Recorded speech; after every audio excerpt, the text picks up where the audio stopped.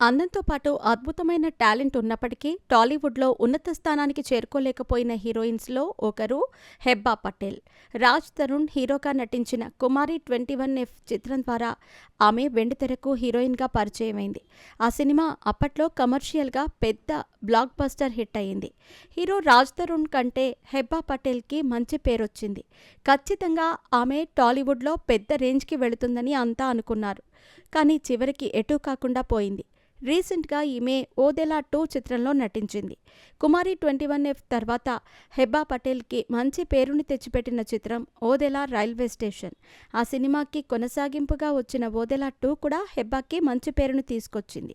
అయితే ఈ సినిమా ప్రమోషన్స్‌లో భాగంగా ఇచ్చిన ఒక ఇంటర్వ్యూలో ఆమె రాజ్ తరుణ్ గురించి చేసిన కొన్ని ఆసక్తికరమైన కామెంట్స్ ఇప్పుడు సోషల్ మీడియాలో బాగా వైరల్ అయ్యాయి.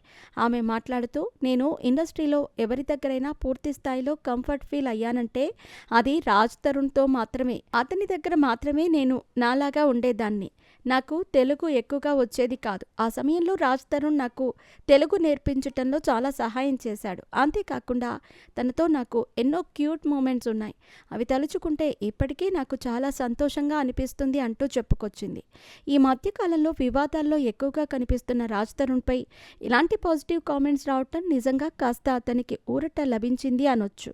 ఇక ఇలా ఉండగా ఎవరైనా ప్రేమించారా అని హెబ్బా పటేల్‌ని అడిగిన ప్రశ్నకు ఆమె సమాధానమిస్తూ, ప్రేమించాను. కానీ ఆ ప్రేమ నాతో ఎక్కువ కాలం నిలబడలేదు.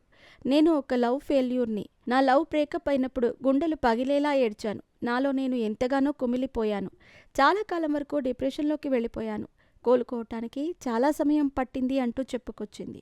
"మీరు ప్రేమించింది సినిమా ఇండస్ట్రీకి సంబంధించిన వ్యక్తినా" అని యాంకర్ అడిగిన ప్రశ్నకు హెబ్బా పటేల్ సమాధానం చెబుతూ, "కాదు, ఇండస్ట్రీలో అతనికి సంబంధం లేదు, బయట వాళ్ళు" అంటూ చెప్పుకొచ్చింది హెబ్బా పటేల్. ఆమె మాట్లాడిన ఈ మాటలు ఇప్పుడు సోషల్ మీడియాలో బాగా వైరల్ అయ్యాయి.